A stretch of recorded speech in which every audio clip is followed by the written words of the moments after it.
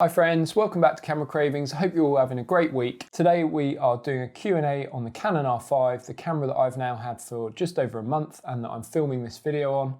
And we're going to be talking about all of your questions and trying to answer as many as possible, coming right up.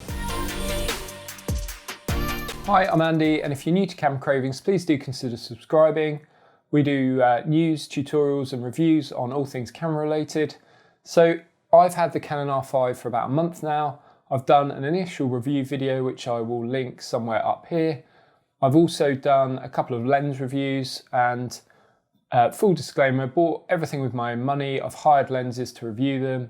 I'm thinking about transitioning over from the Sony mirrorless system back to Canon. I used to shoot on Canon. And so everything I'm talking about is from personal experience or extensive research from what other people have said about various things as well. I want to make it clear that I'm not affiliated with Canon, not affiliated with anyone, and I'm a freelance photographer. So that's my background. And you've been asking a lot of questions in the comments on my latest videos about this camera. I know a lot of you still don't have it in your hands yet. You're waiting for your pre-orders. So I wanted to do a Q&A answering as many of your questions as I could today. So let's get straight into it. This video will be a long one. So first question is from John74 and he asks, has the firmware 1.1 fixed the overheating issues? Right, so there's a couple of points here. First is that there isn't really any overheating issue when you're shooting stills. I've not had the camera overheat on me at all since I've had it. So I've been using it for a month and I've shot lots of bursts, lots of outdoor stuff. I've not overheated it just from stills. When you're shooting stills, the timer on the video does decrease if you've got the camera set to a mode in video that it would potentially overheat in. So for example, say your camera, if you were to go into video mode, you would be going into 4K HQ, for example, it would have the countdown timer. And I think in my initial review video, that's what a lot of people said. That's why I was seeing that overheat warning, because if I'd then gone into a video mode straight away, it was telling me I couldn't shoot for very long or not at all. So in terms of actually shooting video with the camera, there's loads of other videos that I will link up in the description below. But essentially, yes, it has made a big difference to the amount of time you can shoot in specific modes like 8K, 4K HQ, 4K 60, 4K 120. It has improved those. Has it completely taken away the overheating issue? No. Has it improved the recovery time, which actually is the more important thing? So how long you have to leave the camera before you can shoot again and how much time you get once you can shoot again. So for example, if the camera overheats, then you leave it for 10 minutes. How much shooting time do you then get once you switch the camera back on? So all of this stuff has been discussed at length by a number of people. Gordon Lang did a good video over at Camera Labs. I'll link that up. No Life Digital, he's been doing loads of videos on overheating, so I'll link his channel up as well.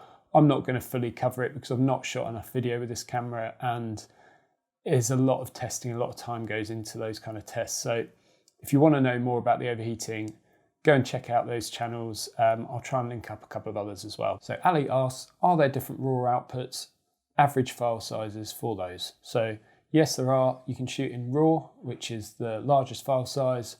That's the full 45 megapixel. I'll put the numbers up on screen, but yeah, you've got that. You've got CRAW, so compressed RAW, which I think about half the file size. You've then got options for JPEGs, different size JPEGs. You can shoot a combination of those. And you can shoot in HEIF files or HEIF files, H-E-I-F, I think it is. I'll put all of them up on screen here somewhere. Mark asks, does the tracking AF work to the edge of the frame? So this is talking about whether you get AF points all the way out to the edge of the frames. So yes, it does.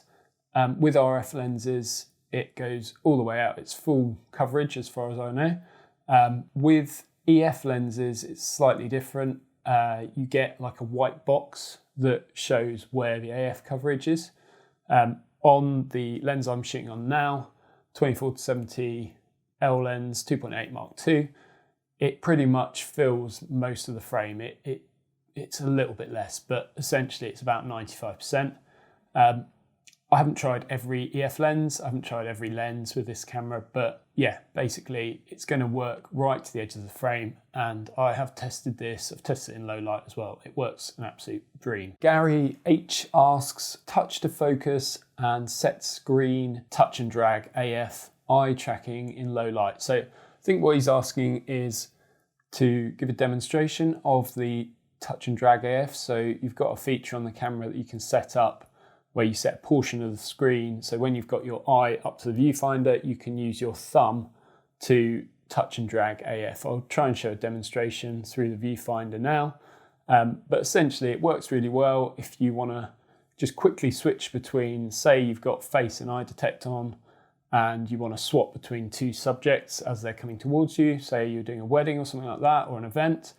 Yeah, it works really well, and I used it for mountain biking as well. And even with fast-paced action, it worked pretty well. So yeah, it's a really nice feature to have, and something quite different if you're coming from DSLRs to mirrorless. Obviously, I've been shooting on Sony mirrorless for about 4 or 5 years now, so I'm kind of used to the way the mirrorless autofocus systems work. But yeah, the touch and drag stuff is really good. Sorry, I'm looking over there because I've got the questions up on my screen. The other thing he asked about was eye tracking in low light.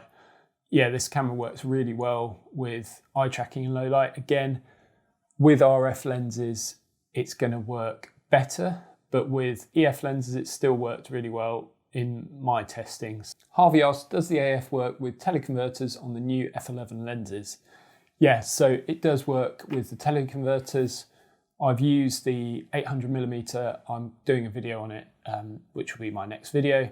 And it works really well. The autofocus with those f11 lenses is constrained to a smaller box within the frame, which is sort of central to the frame. But yeah, using the teleconverters doesn't change that. It works really well. I tried it with tracking birds in flight and stuff like that, and it still worked really well. That was with the 1.4 teleconverter.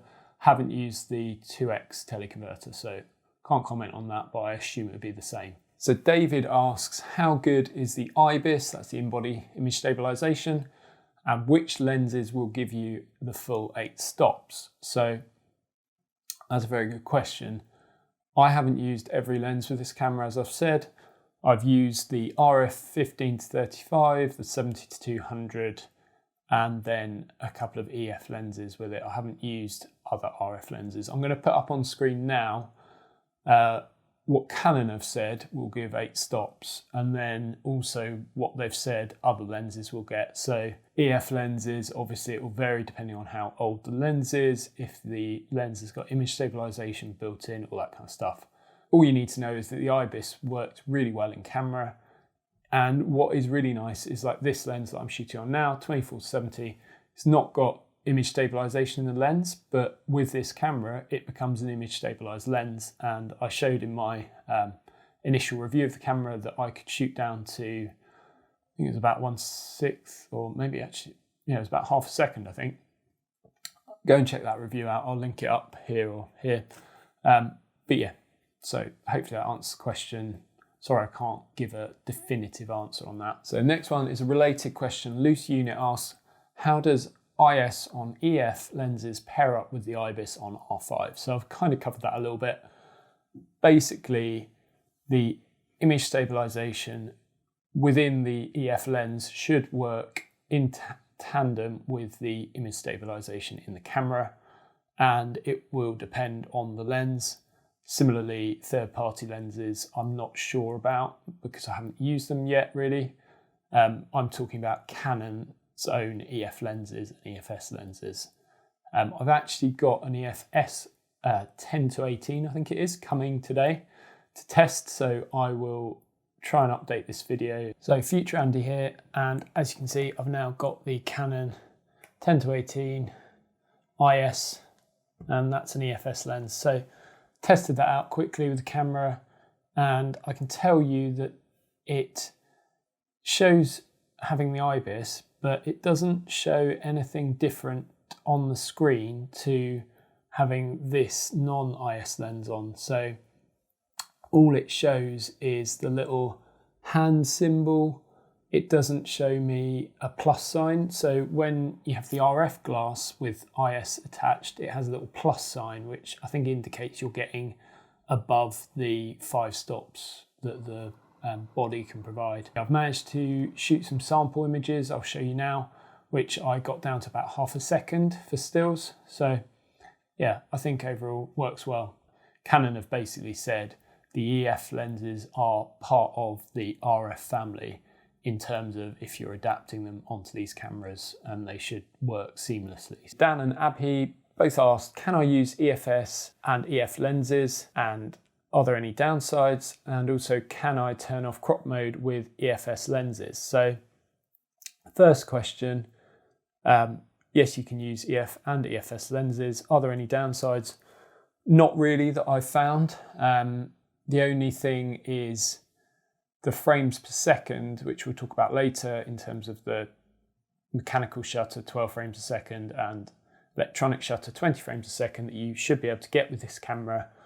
You're not going to be able to get that on all of the EF lenses. It's going to vary depending on how old the lens is, what the stepping motors and all that kind of stuff are in the lens. So that's something to be aware of. And what was the other question? Can you turn off crop mode with EFS lenses? I don't think you can. Again, I'm going to test this fully when I get that lens later today. Future Andy here again, and I can tell you that with this EFS lens 10-18, I managed to get between 6 and 8 frames a second shooting in mechanical high speed mode. And yeah, so you're getting a decent frame rate, but not the 12 frames a second that you would get with some of the RF and EF lenses that are available. When you put an EFS lens onto the R5 using an adapter, and you essentially are telling the camera knows that it's a crop sensor lens, so it instantly crops in 1.6. I don't think you can turn that off. All right, so Cavi asks, will third-party lenses work with the R5 and R6, brackets Sigma, Tamron, etc.? Yes, they will. That's the short answer.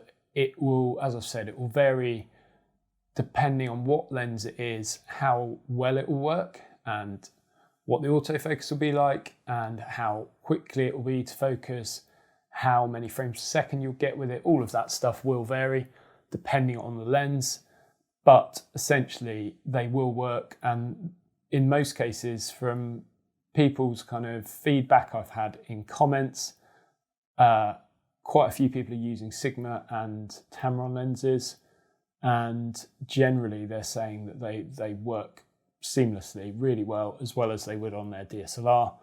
A couple of people commented that things like the Sigma, I think it was the 14-24, like one of the wide angle ones, he said it was a bit slower to focus compared with his DSLR. Jeremy asks, shutter drive modes, what speeds can you get? Will you get those speeds with adapted EF glass? So you have 3 modes with this camera. You have mechanical shutter, which will give you up to 12 frames per second. You have electronic first curtain, which I think also gives you up to 12 frames a second. And you've got fully electronic, which gives you up to 20 frames a second.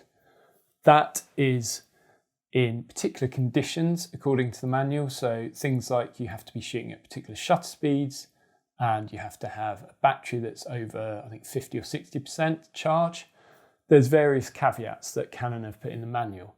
I actually, in use, haven't found this to be the case. I've found that I've been getting those frame rates even when my battery is under 50%, even when I'm shooting slower shutter speeds, I've been able to get those rates. Your mileage may vary. I'm not saying it's going to be the case on everything.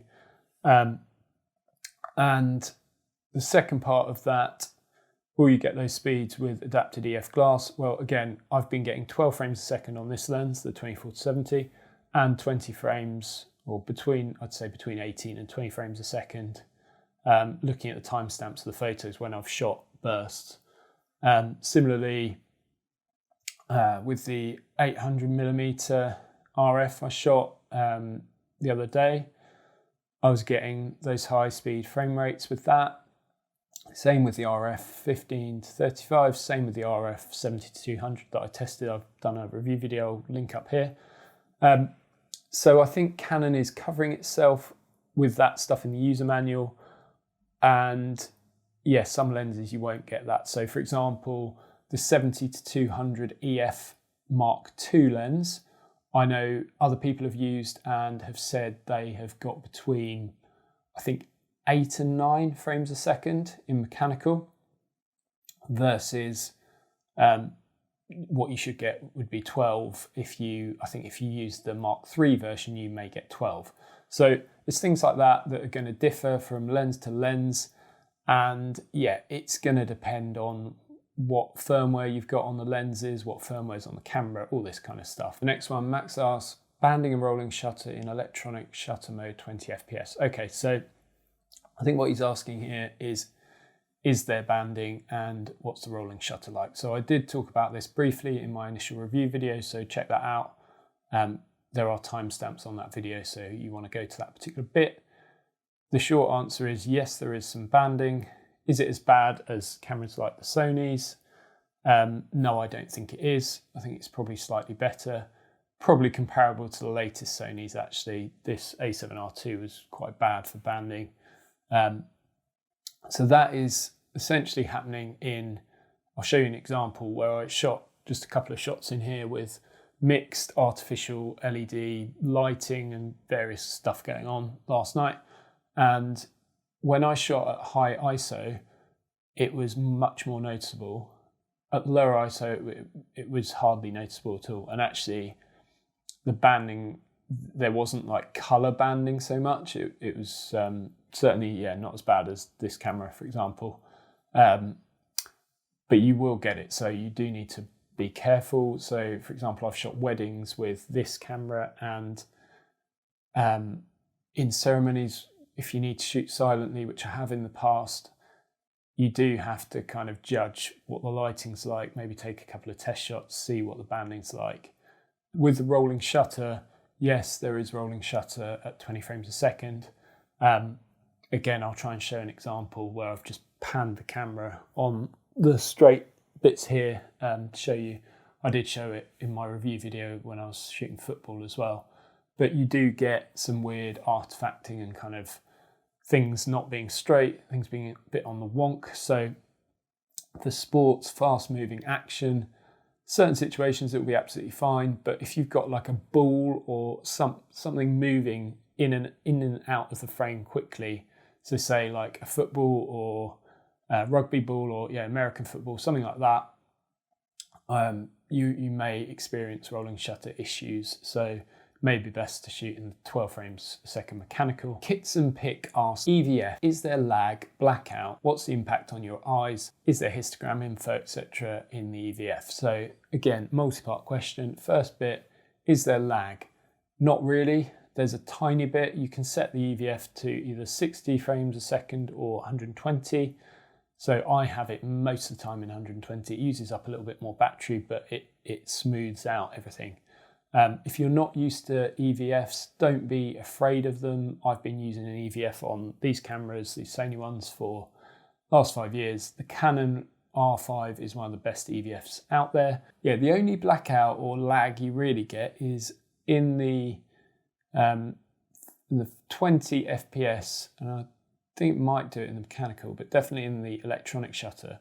The first frame, as you hold down the trigger, hold down the shutter button, that first frame you get a little bit of a black frame, and then once it starts, there isn't really blackout. I'll try and show you the EVF, but yeah, essentially it's very, very minimal. It's one of the best cameras, mirrorless cameras I've used for that. Impact on eyes, I've used these cameras for long day shoots, weddings, events, golf days, corporate stuff. Yeah, I don't find I have an impact on my eyes particularly. I don't think I get more tired from looking through an EVF than I do an optical viewfinder. I've not used an optical viewfinder for a few years now, but I don't think when I went to these kind of cameras that I had any more tiredness, particularly any more eye strain. In terms of what you see through the EVF, this is one real benefit of EVFs. You can see your histogram. This camera, actually, you can put an RGB histogram in as well, which you can't do, I don't think, on the Sonys. not currently anyway. So yeah, it's great. You can see your level, all your settings, your histogram. You can have your exposure simulation, so what you see through the EVF is exactly what your exposure will be, which is brilliant. I use that all the time. You can switch that off, or you can dedicate it to a button, so you press the button and you get your simulation if you want to do that. But yeah, I love the EVF on here. I think it's brilliant, and it takes a bit of getting used to when you come from an optical viewfinder, but I think once you do get used to it, you really enjoy the benefits of it. And yeah, there's very, very few drawbacks to it. Richard asks, can it do in-camera focus stacking? So this camera does have a mode function in the camera to do focus bracketing, which is fantastic. Does it do it completely in camera? No, it doesn't. What it actually does is you set it all up and then it will automatically move the focus point and take a series of images at different focal plane, and then what you have to do is combine them in post in Photoshop after the event. I'm gonna do a specific video on this, and I'll try and link it up in the description and somewhere up here once it's done. But yeah, I've tested it out on various things and it works really well. Photoshop occasionally gets it a little bit wrong, but overall it is a fantastic tool. So I will link that up, but no, it doesn't do it completely in camera currently. So Terry asks, does the sensor get dirty or does the shutter protect it from dust? So this is an issue I've had with Sony cameras because there's nothing to protect that sensor. There's no mirror, there's nothing. On the R5, you can set it so that when it shuts down, the shutter will come down to come in front of the sensor, which I've got it set to, so when you change lenses, when the camera's off, the sensor isn't exposed, and it has massively helped, and I haven't had any dust spots yet. Peter asks, how good is weather sealing on the camera? I'd say it is comparative to the 5D Mark IV or any 5D series camera. It's not as good as the 1DX. I haven't tested it in absolute downpours or anything. I have tested it in the rain, it was fine. Ghazi asks, what's the flash sync speed for the camera and will my existing flashes work with the camera? So flash sync speed, as I understand it, is 1/200th of a second. So pretty standard stuff. I'm just looking at my notes. And then if you want to get HSS, so high speed sync, you need to, I think, update your existing Canon flashes. So existing, you need to update the firmware essentially on the Canon flashes. So that's Canon's own speed lights. Canon have said they'll work with this camera and the R6. I'm not sure about third-party flashes. So he actually asked about a specific flash, which was the I think it's the YN685, one of the third-party flashes. I don't own any of those third-party flashes, so I can't test that. I'm going to try and get hold of one and test it. Johannes asks, what's the buffer for continuous burst shooting, both RAW and or JPEG? So I'm going to consult my notes again because I wrote this down. So Canon have said for the R5 RAW files, you'll get 180 RAW files and JPEG 350. Now, I believe that's using CF Express cards and fast ones at that. They've said for the R6, you should be able to get with a UHS-2 SD card, 240 RAW and over 1,000 JPEG before you run into the buffer and you can't continue to shoot. I found with this card, I have got a lot less than what Canon has said on there. I've found the buffer fills up quicker than that. Your mileage may vary depending on the cards you're using, but I think that kind of buffer, those buffer figures relate to when you're using CF Express. So just be aware of that when you're choosing cards for this camera. J22 has asked, are my older batteries and battery grips compatible? Batteries, yes. Battery grips, no. So Canon brought out a new battery grip or a couple of new battery grips with the release of the R5 and R6. They are compatible with both those cameras, but the older battery grip that you might have had on, say, your 5D Mark IV is not compatible with the R5 or R6. That's my understanding. Batteries, the older Canon batteries for like the 5D4, for example, can be used in the R5. I think you just get a little bit less out of them than the upgraded newer one. So Mike F asked me to go over the features and the benefits of the Wi-Fi system on the camera. I'm not going to do that in this video just because it's way too long anyway.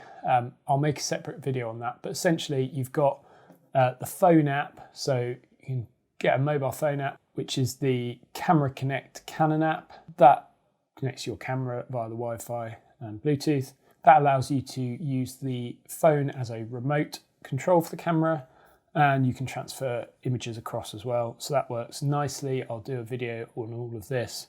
You also have the ability to set up the image.canon account, and that allows you to transfer files from the camera seamlessly across to the image.canon account, and then you can set it up so that it will sync with your Lightroom catalog or Google, or there's various things it will sync with. But essentially, as you're firing off shots, you can then send them, say you're out on location, you can do a load of photos, then set the transfer going, as long as it's got an internet connection. So say tether it to your phone, for example, then you can get it going, sending back to your desktop. When you get home, the images are there. It is pretty slow. Don't expect it to be quick, particularly if they're full-size RAW files. Obviously with JPEGs and smaller compressed RAW, it'll be quicker. But yeah, overall, it works well. It's one of the best systems I've seen on a camera like this. It's yeah, these kind of things are getting way better than they were a year or two ago. So I'll do a full video on it, but hopefully that kind of answers your question, Mike. And yeah, look out for that video in the coming weeks. Ivor and a couple of other people asked about whether this camera is good for wildlife and specifically whether it's good for tracking birds in flight. I'm not a wildlife photographer, but I have tested it with the 800mm RF for birds in flight, and yeah, I would say it is good for that. It's excellent in terms of the animal IAF. That's been specifically set up by Canon to work really well with cats, dogs and birds. They've said it does actually work really well with other animals like horses and things like that, but yeah, they've specifically tailored it for birds, and it does lock on to the body of the bird, the head of the bird, and even the eye of the bird. And it just works really, really well. So there's a couple of channels I've been watching. One is called Whistling Wings Photography. He's done some really good videos. He's a birder and he does wildlife photography. And yeah, go check that out. I'll link it here or down in the description below. But yeah, he's done some really good stuff with the kind of longer telephoto EF lenses, and by all accounts, it's a phenomenal camera for wildlife and birds. Right, final question for today. Anna asks, is it worth upgrading from EOS R for stills only? I don't really do much video. Yeah, I think it is, because the EOS R is a great camera, but there's kind of three things I would say are a lot better on this camera and even on the R6. Autofocus system is just better. It's much better, actually, I would say. Low light, it's again better in low light, and the R6 is meant to be even better. I haven't tested that yet. And then with this camera, the megapixels, obviously you've got 45 rather than what is the R30.1. I think the biggest one for me is the autofocus tracking system in here, and the fact that this and the R6 are the first cameras from Canon mirrorless that have been specifically set up with that kind of head, eye and face tracking, and just the speed of acquisition and the quality of the tracking. Is the EOS R a bad camera? No, not at all. It's an excellent camera, but I think this is still worth an upgrade if you can afford to do that, and it's a good upgrade path. Right, let's try and wrap this up because it's gone on way too long already. Hopefully you found that helpful. Hopefully you've gained something and some value from it. That's what I'm trying to do with these videos. And yeah, if you're still awaiting your R5, I hope you get it soon. If you haven't already, please do consider subscribing, like the video and comment below with any other questions you have. I'll probably try and do another one of these sorts of videos, maybe do it live if I can in the next couple of weeks. My next video is going to be on the 800mm RF, which I've been testing over the last few days. So look out for that one, and I will look forward to seeing you next time.